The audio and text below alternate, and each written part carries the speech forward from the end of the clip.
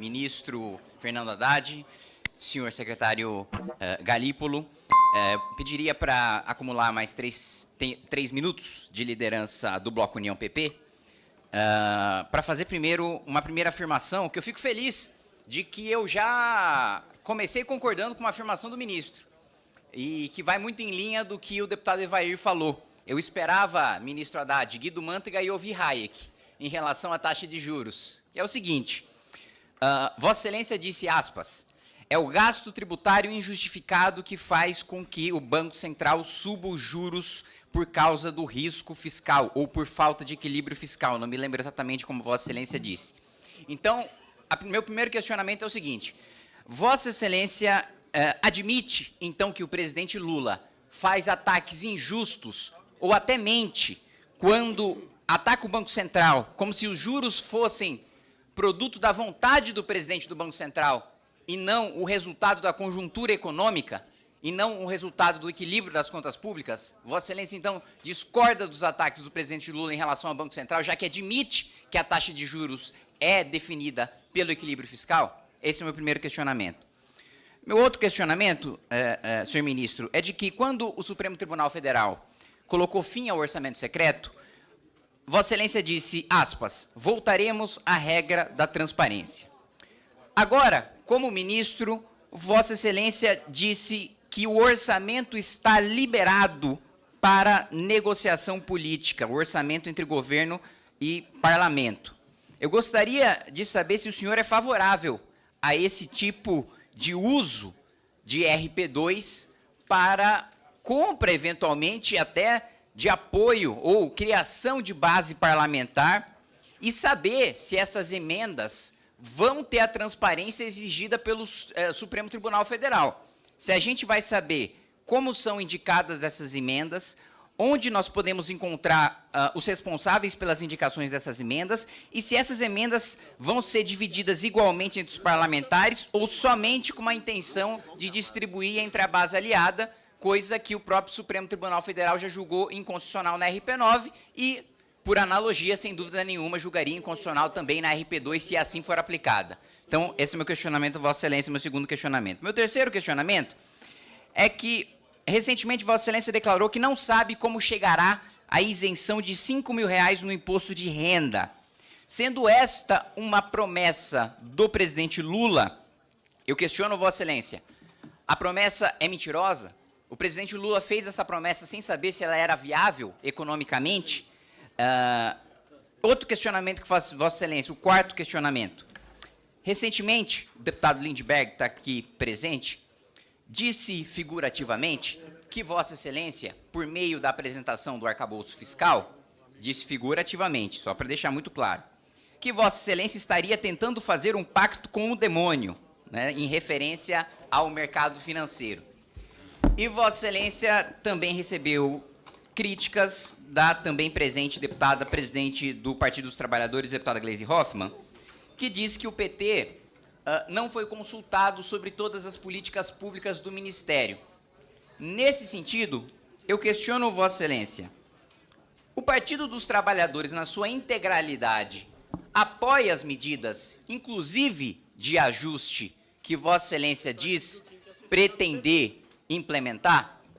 Há apoio por parte, e aqui eu estou ao lado do líder Zeca Dirceu, do Partido dos Trabalhadores a essas medidas, porque quando nós analisamos o histórico de Lula 1, Lula 2, Dilma 1, Dilma 2, todos estes governos não agiram ou não gastaram dentro da banda que Vossa Excelência propôs no arcabouço fiscal.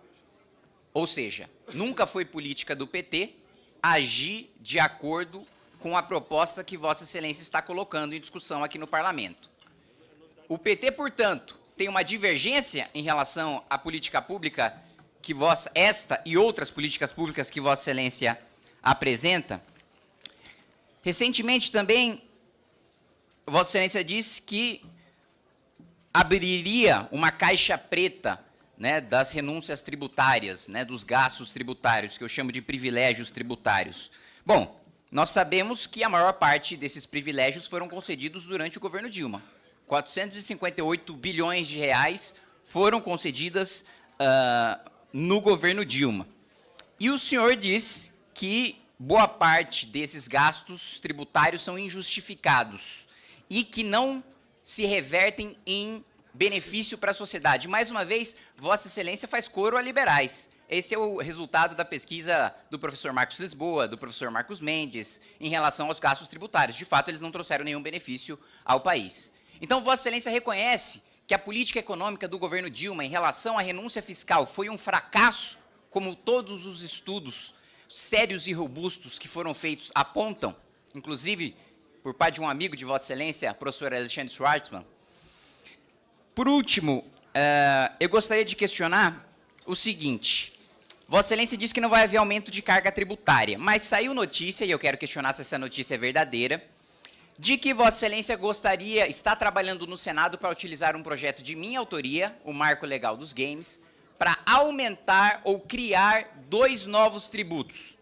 Eu quero questionar Vossa Excelência se isso é verdade, porque disse que há um estudo da Fazenda sendo feito em relação a isso, e quero, no final, afirmar Vossa Excelência: o projeto é de minha autoria e esta Câmara dos Deputados tem um compromisso de não votar carga tributária. Então, se esse texto vier com aumento de carga tributária, esse texto não será aprovado, mesmo comigo sendo autor deste projeto aqui na Câmara dos Deputados. Deixa eu começar pelo Banco Central, porque as 3 perguntas mencionaram o Banco Central, acho importante. Quando a taxa de juro, e chegou em agosto do ano passado a 13,75, porque houve uma farra durante as eleições, que tudo somado, nós chegamos em termos anualizados a 300 bilhões de reais, entre desonerações, gastos adicionais, auxílios, PEC dos precatórios, o calote dos precatórios. Então, a autoridade monetária subiu a taxa de juro por completo descontrole das contas públicas. Vamos combinar que a inflação estava em 2 dígitos durante o governo Bolsonaro. O que aconteceu das eleições para cá é o oposto. Nós começamos a corrigir toda aquela confusão que foi estabelecida no processo eleitoral. Confusão fiscal. Então, já dia 12 de janeiro, eu estava tomando medidas saneadoras. No final de fevereiro, reoneração dos combustíveis. Agora, em março, a decisão do STJ, a aprovação do preço de transferência. São medidas saneadoras. E, portanto, abre-se espaço para redução da taxa de juros. Essa que é a verdade. E eu penso, deputado Kim, que com as medidas tomadas até aqui, sim, haveria espaço para um gesto de mais confiança na economia brasileira, sem que houvesse, na minha opinião, qualquer percalço em relação à inflação. Aí, falando mais das perguntas todas do Kim, que foram muitas, o orçamento secreto acabou. Dizer que o orçamento está liberado, que não está contingenciado, eu só declarei que está 100% liberado. E disse isso e repito isso. As emendas impositivas, as emendas individuais impositivas, as emendas de comissão, elas estão liberadas. O Ministério da Fazenda não promoveu nenhum contingenciamento. A questão do ajuste do fiscal, aí, deputado Kim, sinceramente, aí, me perdoe a sinceridade, mas tem que olhar a série histórica. Se o senhor olhar séries históricas de juro, inflação, dívida pública, superávit primário, todas as séries históricas, se o senhor imaginar, tem uma pessoa que foi muito bem nesse quesito, que foi o presidente Lula. Para trás e para frente. Eu sei que isso pode magoar algumas pessoas, mas são dados objetivos. Pegue as séries históricas do real para cá. Todas, repito, as séries históricas,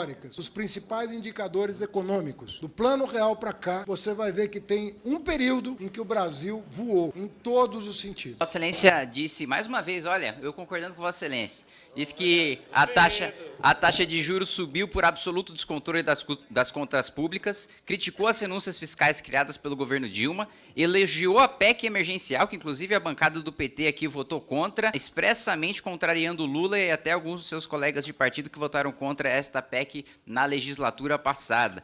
Então, senhor ministro, só queria deixar o registro aqui. Seja bem-vindo à oposição. Senhor ministro, Vossa Excelência não respondeu se haverá transparência em relação e igualdade de distribuição em relação à RP2, como o Supremo Tribunal Federal determinou no julgamento da RP9. Vossa Excelência também não respondeu se reconhece o fracasso da política fiscal do governo Dilma pelos privilégios tributários concedidos, como Vossa Excelência criticou em suas falas diversas vezes. Nesse sentido, Vossa Excelência tem ignorado completamente, tanto Vossa Excelência quanto o presidente Lula, quanto os integrantes do Partido dos Trabalhadores, têm ignorado o governo Dilma, né, que teve uma piora em todos os índices econômicos, inclusive escondeu os anos do governo Dilma na apresentação do arcabouço fiscal. Um outro ponto que eu queria levantar, senhor ministro, em relação ao que Vossa Excelência disse, não é tema desta audiência, mas Vossa Excelência levantou, em relação a ter 3 diplomas, e ter sido ministro por 4 vezes, e ter sido ministro da Educação, um dos mais longevos. Vossa Excelência teve a capacidade de aumentar os investimentos em educação em 4 vezes e entregar, ainda assim, a nossa educação nos piores rankings do PISA, nas últimas colocações do ranking do PISA. E um outro ponto é de que a quebradeira que Vossa Excelência criticou do país e jogou isso, na alta da taxa de juros, o partido de Vossa Excelência contribuiu. Como eu disse, o presidente Dilma concedeu 480 bilhões em renúncias fiscais. Toda medida de aumento de gasto do governo Bolsonaro, o Partido dos Trabalhadores votou a favor, inclusive a PEC Kamikaze. As 3 vezes que Bolsonaro furou o teto, o PT votou a favor. A própria PEC da transição, que aumentou também a projeção de déficit em dezenas de bilhões de reais, o PT não só propôs, como também aprovou aqui dentro desta Câmara dos Deputados. E, por último, senhor presidente, senhor ministro, como Vossa Excelência disse, foi ministro por 4 vezes, mas lamento informar que fracassou as 4, por isso perdeu a eleição para a Prefeitura, para o Governo do Estado e para a Presidência da República.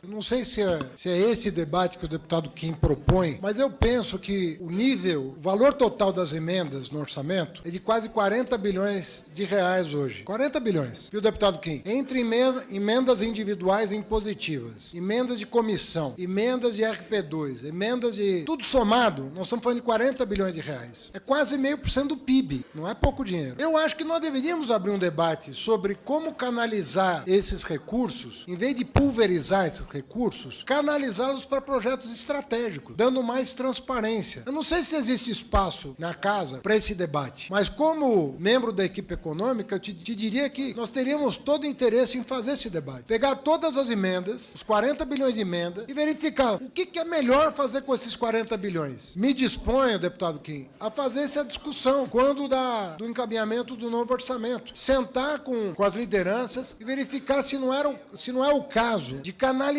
esses investimentos para projetos mais estratégicos e de maior transparência. Deputado Kim, outra vez eu vou ter que falar de uma coisa para a qual eu não fui convocado, mas é até por dever de consciência. Eu escrevi um artigo sobre alguns equívocos que eu considerei no primeiro mandato da presidenta Dilma. Escrevi em 2017. Eu não tenho problema nenhum, como eu elogiei a Gleisi aqui, que fala francamente o que pensa, eu também falo francamente o que eu penso, e eu escrevi um artigo, olha, eu acho que nós erramos aqui.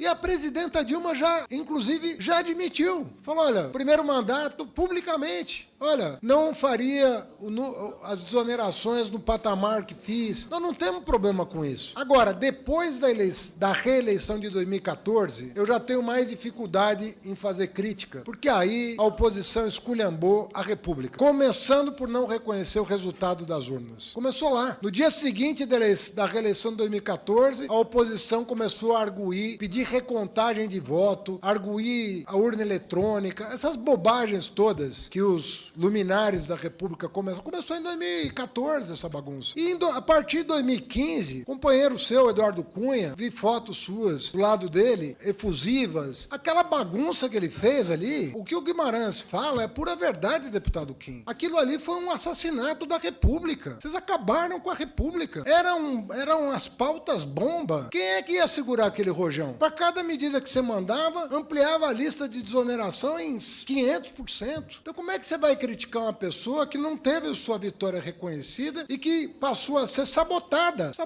Então eu não tenho dificuldade nenhuma em fazer críticas pontuais a algumas medidas do primeiro mandato. Mas no segundo, na verdade, o que estava em jogo ali era uma coisa muito diferente. Era uma sabotagem contra o país, com a perspectiva de instabilizar o país. Nós estamos até hoje pagando o preço dessa aventura ao sabotar a reeleição da presidenta Dilma. Não havia mais institucionalidade, havia pura sabotagem ao trabalho que ela vinha fazendo. Presidente, teve meu direito de resposta. Qual foi a citação, a Vossa Excelência, deputado? A citação do deputado Zé Guimarães em relação à minha afirmação sobre as renúncias fiscais do governo Dilma. Mas houve alguma... Citou nominalmente, por favor. Mas, Citou deputado, nominalmente. mas não houve nenhuma... Basta verificar as notas taquigráficas. Não, Não, o regimento determina deputado, que quando se quando houver deputado alguma citação desonrosa não não é o caso. ou Desonrosa. atribuir falsa opinião a parlamentar, é o que determina o regimento interno da Câmara dos Mas Deputados. houve uma falsa Houve, imputação? porque não foi o que eu disse. Presidente, Pois o não, então, por deputado gentileza. disse, o deputado Kim, disse, então enfim, esclareça. ele atendeu o Kim. Deputado, então Entendeu, Kim? esclareça. Deputado, esclareça, então, para que a gente não Esclareço. perca mais tempo. Esclareço. Em relação a políticas de renúncia fiscal do governo Dilma, de fato, foram concedidas pelo governo Dilma e não faz o menor sentido o deputado Zé Guimarães argumentar de que foi a Câmara dos Deputados em 2011 que começou com pautas bomba e que começou a aumentar os privilégios tributários, porque o presidente da Câmara em 2011 era o presidente do PT, o deputado Marco Maia. Então, a Câmara dos Deputados era comandada e a pauta era controlada pelo Partido dos Trabalhadores. As renúncias foram pautadas e votadas pelo Partido dos Trabalhadores. Essa é a minha afirmação, presidente. Senhor ministro, Vossa Excelência não respondeu sobre a questão do imposto de renda, que foi prometido uma isenção. Inclusive, eu apresentei uma emenda à medida provisória publicada, assinada por Vossa Excelência, para que a isenção seja da promessa do presidente Lula de R$5.000 e não de R$2.000. Pergunto até se o Partido dos Trabalhadores, ou se Vossa Excelência vai apoiar essa emenda para que o Lula cumpra a sua promessa, porque enquanto você tem um reajuste ali de apenas R$1.900, R$2.000 na tabela do imposto de renda, você tem gastos no Palácio da Alvorada de R$60.000 em sofá, em R$42.000 em cama. Então, por um lado, a gente vê o mais pobre sendo penalizado e, por outro lado, a gente vê o governo gastando, estourando gastos no cartão corporativo e estourando gastos também nos seus próprios móveis de luxo no Palácio da Alvorada. E sobre minha foto com o presidente da Câmara, se o presidente da Câmara fosse Vossa Excelência, eu teria protocolado com Vossa Excelência para derrubar o pior governo da história desse país. Ministro, num clima muito tranquilo. E esse clima tranquilo é fruto do belíssimo trabalho que o senhor vem desenvolvendo frente ao nosso ministério. E as coisas estão dando tão certo, ministro, que a oposição capou o gato. O primeiro quadrimestre desse ano, nós arrecadamos 880 bilhões de reais. O melhor resultado da série histórica. E é por isso que o senhor está aqui, numa reunião tão calma, que até o Kim e o Brunini já saíram daqui. Entendeu? Por quê? Porque não tenho o que perguntar, não tenho o que argumentar. O deputado Paulo Guedes disse aqui mais cedo que eu não estava presente, provavelmente estaria satisfeito com a economia do governo PT. Não estou satisfeito com a economia do governo PT. Está em 3 comissões ao mesmo tempo, deputado. Eu quero questionar aqui o ministro Haddad em relação, principalmente, a esse modelo que foi desenhado pelo governo, foi enviado para o Congresso Nacional e aprovado pelo Congresso Nacional, não aos moldes do que o governo queria, é verdade, mas ainda assim foi aprovado um arcabouço fiscal baseado na arrecadação, né?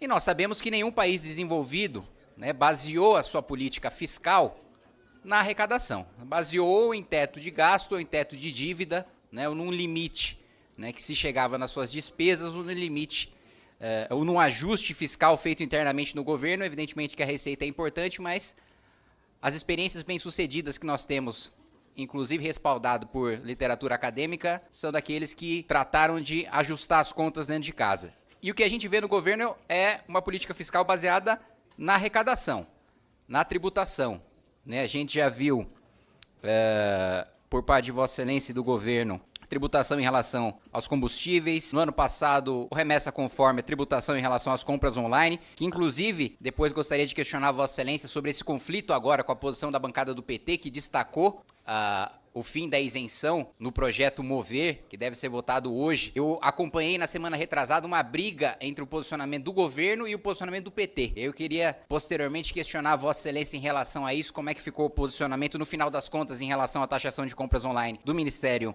da Fazenda, comandado por Vossa Excelência. Também tivemos tributação de painéis solares, também tivemos aprovação aqui com apoio do governo da alíquota progressiva do ITCMD. Agora também nessa semana tentativa com o apoio do governo de se pautar a taxação de redes sociais e de serviços de streaming. Agora, outra iniciativa, dessa vez do Ministério do Trabalho, de taxar o Uber, o iFood e os seus trabalhadores, também tem gerado uma reação muito grande. Enfim, é um modelo baseado na arrecadação.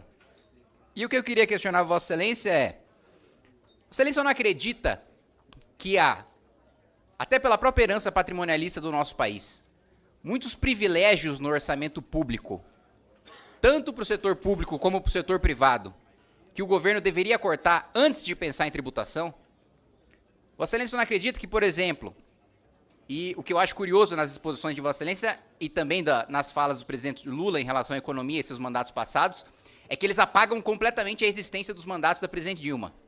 Né? Não se cita nenhum dado, não se cita nenhum número, não se fala sobre meta fiscal, não se fala sobre taxa de juros, se apaga completamente do histórico como se não tivesse existido governo de Dilma Rousseff. Mas um desses privilégios, né, foi muito reforçado no governo de Dilma Rousseff, foram os privilégios tributários para a elite privada do nosso país. Né, para os grandes empresários privados amigos do governo, que sempre obtiveram, apesar das críticas do PT às elites no discurso, na prática o que a gente viu foram governos petistas fazendo alianças com essas elites, inclusive com suspeitas de corrupção, de conluio, de cartel, né, de formação de oligopólios e a concessão de privilégios no orçamento público para essa elite privada. E a maior parte desses privilégios foram concedidos durante os 2 mandatos do governo Dilma. Por que não rever esses privilégios tributários, para não falar nos regulatórios e todos os outros, que são concedidos para esses grandes empresários do nosso país, principalmente reforçados esses privilégios concedidos pelos mandados do governo Dilma, antes da gente pensar em aumentar a tributação para a população? E no setor público a mesma coisa. Nós também temos uma elite do funcionalismo público, especialmente federal, que possui uma remuneração o dobro do funcionalismo público municipal, por exemplo, que com super salários, por exemplo, muito concentrados no Ministério Público e no Judiciário, a gente poderia ter economia de 15 bilhões de reais. Foi feito recentemente cortes por parte do governo Lula em programas que, acho que independentemente do nosso posicionamento ideológico, consideramos importantes, ambos os espectros políticos: as bolsas de estudo para o ensino superior, os repasses para a educação básica, financiamento do programa Farmácia Popular, financiamento do programa Criança Feliz, especialmente programas voltados para a primeira infância no nosso país, que é uma população que recebe tão poucos investimentos públicos. Por que não cortar primeiro dos super salários, antes da gente cortar do Criança Feliz, antes da gente cortar do Farmácia Popular? Por que não cortar dessa elite do funcionalismo público federal, que inclusive já tem projeto para ser pautado no Senado, já foi aprovado na Câmara dos Deputados? Por que não avançar com esse projeto no Senado? Porque o governo não faz esforço para pautar isso, em vez de se preocupar mais com a taxação, em vez de se preocupar mais com a arrecadação. Mesmo ministros de Estado do governo federal acumulam super salário. Citei aqui recentemente o ministro do Trabalho. O ministro do Trabalho, salvo engano, acumulando todos os conselhos dos quais ele participa, apesar de fazer um discurso muito efusivo contra a ganância e contra o lucro, acumula hoje um salário de mais de 70 mil reais com dinheiro do pagador de impostos, que em regra no Brasil é o mais pobre porque os nossos impostos estão concentrados no consumo. Então por que não rever primeiro os privilégios, inclusive do Poder Executivo, inclusive do governo Lula, inclusive os excessos de gastos com passagens, com diárias? Encaminhei uma fiscalização para o Tribunal de Contas da União, que atestou irregularidades, por exemplo, no Ministério da Igualdade Racial, com a ministra comprando passagem de 50 mil reais, fora do que determina o regulamento, fora do que determina a legislação. Por que não cortar os privilégios primeiro da elite do funcionalismo público e da elite da iniciativa privada, que sempre foi parceira dos projetos de poder do PT,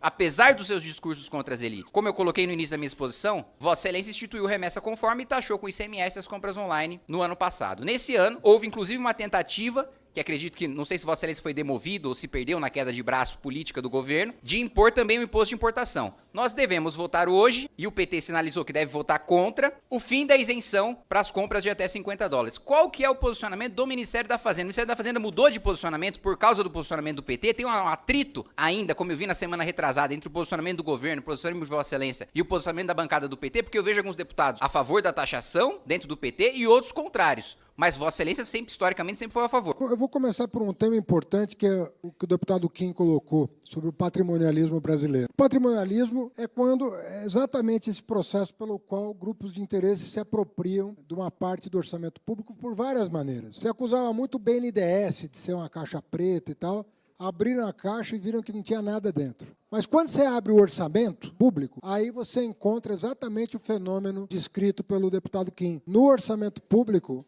as coisas não eram tão transparentes quanto se pensava. E foi esse o trabalho que o secretário da Receita Federal fez ao longo desse ano e meio. Identificou onde estão os ralos pelos quais o dinheiro público some, sem que houvesse qualquer acompanhamento da repercussão daquela medida no bem-estar social. E vocês são aqui o foro adequado, inclusive, para receber os grupos de interesse. É natural, no mundo inteiro, o parlamento recebe os grupos de interesse. Vocês, mais do que ninguém, sabem o que essa casa foi visitada o ano passado e esse ano para tentar impedir a Fazenda de buscar justiça tributária e dar transparência para o orçamento público. O senhor ouviu falar da Lei Complementar 160 e do jabuti que colocaram lá na Lei Complementar 160, que estava custando aos cofres públicos 60 bilhões de reais? Quem é que achou o jabuti? Foi a equipe do Barreirinhas. Quem é que matou e assou o jabuti? O Congresso Nacional. Assim que nós expusemos o problema, vocês trataram de resolver o problema. Mediado, tudo bem, com negociação, mas isso representou uma acomodação do orçamento público em outro patamar. Os fundos fechados, deputado, que não pagavam zero de tributação, não era o jabuti, era uma jabuticaba, que só tinha no Brasil. A não taxação dos fundos fechados, dos fundos offshore. Toda a OCDE tributa fundos fechados e offshore. Bets que o senhor manifestou, esses jogos online, o senhor está defendendo isenção de jogo? Quer dizer, não só o senhor está defendendo a permissão dos jogos, mas o senhor quer que seja uma atividade incentivada pela não tributação? Será que o senhor está no juízo perfeito? Não é possível alguém defender, né? Tem toda uma bancada evangélica que com legitimidade, defende que as pessoas não joguem. O deputado Kim vai além. Ele quer incentivar o jogo pela não tributação. Presidente. É um fenômeno novo, que é a não tributação dos jogos de azar. Quando alguém me imputa uma falsa opinião... Veja bem, respeite a fala do ministro. Eu tenho o direito de me defender. Em nenhum momento, ministro. Só para esclarecer, em nenhum momento eu falei de aposta. Foi o deputado Felipe, né? Foi o deputado Felipe. O senhor tem razão. Essa coisa que vocês falam do remessa conforme é um negócio... Eu queria fazer coro aqui. É uma irresponsabilidade tratar um assunto sério dessa maneira. Você tem aqui todas as confederações da indústria e do comércio pedindo um debate sincero sobre o tema. Vocês estão desprestigiando as lideranças sindicais, patronais e de trabalhadores. Vocês não querem debater esse assunto? Vocês não acham sério esse assunto? O mundo inteiro está debatendo esse assunto porque é uma nova realidade. Essa questão dos aplicativos, dos marketplaces, é uma nova realidade e nós temos que estudar isso, ver a repercussão econômica disso. Vocês querem ideologizar o debate. Isso é ruim. Vocês passaram pano para contrabando, estimularam o contrabando. O deputado Kim não sabe que o ICMS é um imposto estadual? O senhor sabe que é um imposto estadual. Só devia estar criticando os governadores que estão cobrando, se o senhor é contra. Eu sou a favor do que eles fizeram e agradeci aqui. Os governadores por terem no âmbito do CONFAS tomado uma medida corajosa. Mas o ICMS que é cobrado dos marketplaces é estadual. Não é federal. O senhor está querendo botar na conta do governo federal um imposto estadual. Na minha opinião, decisão correta que os governadores tomaram. O senhor vai criticar publicamente os governadores que o senhor apoia? Não, né? Não fará isso. Pega o microfone e fala mal do Tarcísio. Vamos lá. Coragem, deputado. Sim, ministro. Primeiro. Fala. Presidente, Fala, Falarei. Deputado Falarei. Kim, só para... Não, Falarei. veja. Não, Deputado não vai Kim. falar. Você não vai falar. Não, ele... Presidente, Não, Eu não vou o te, ministro eu não vou pode te causar fazer. esse constrangimento. Vou te causar esse constrangimento. Não tem nenhum problema, ministro. Porque, Sou sabe por quê? absolutamente Sabe por quê, contrário à deputado? taxação Deputado por parte Kim, do deputado Kim. governador Isso vai dar- Tarcísio ou de Ô, qualquer outro deputado, governador. deputado. Peraí, pô. O varejo brasileiro é honrado, é feito de empresários honrados. A indústria brasileira é honrada. Não é assim como o senhor está colocando. As pessoas que mandaram esse documento para nós são honrados, merecem ser ouvidos pelo senhor.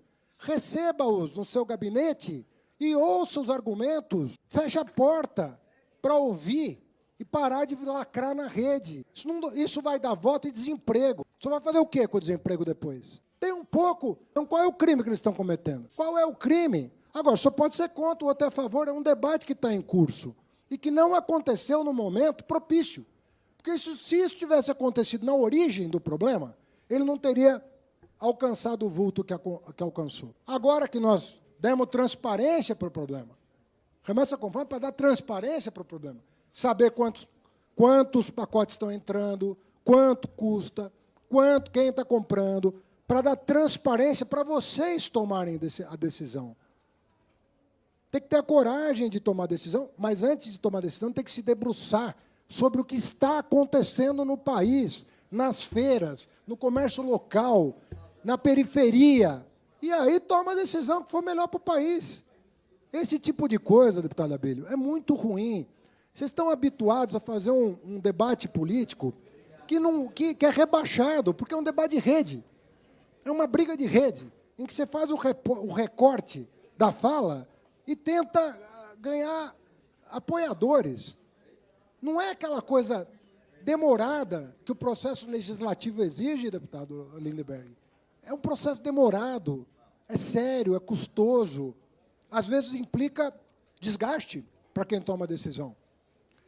Só que quem toma a decisão como homem de Estado não fica atrás da lacração, fica atrás do que é bom para o país no médio e longo prazo. Ficar vindo aqui, fazer esse tipo de coisa, todo mundo preocupado com essa situação. Olha, me dá de novo aquele documento. Olha isso aqui. Olha do que nós estamos falando. São todas as confederações e centrais sindicais. Isso joga fora, joga no lixo. Não quero ouvir ninguém. Então, quero primeiro, presidente, dizer que em nenhum momento eu insinuei que o varejo e a indústria brasileira não é honrada. Outro ponto que o ministro também colocou de que eu não escutaria, eu não receberia os setores no meu gabinete também. Todo mundo que é do setor sabe que isso é mentira, que isso não se sustenta, que o ministro fez a afirmação de maneira absolutamente leviana. E também da afirmação final de que eu não teria feito nenhum questionamento com fundamento, que eu só estaria lacrando. Quando, na realidade, de 3 questionamentos muito objetivos que eu fiz ao ministro, ele não respondeu nenhum deles. Nem sobre quais privilégios para a elite do setor privado vão ser cortados pelo governo, para além da questão de aumento de tributação, que foi endereçada já pelo ministro, da elite do funcionalismo público, que essa sequer foi pincelada pelo ministro, e do último ponto, questionamento mais direto e objetivo, que o ministro está fugindo de responder desde o início dessa reunião: qual é o posicionamento do Ministério da Fazenda em relação ao destaque apresentado pelo Partido dos Trabalhadores hoje em votação do Mover, da tributação, da imposição de imposto de importação em 60% para as compras online. O ministro não colocou o posicionamento do Ministério até agora. É isso, presidente. Obrigado.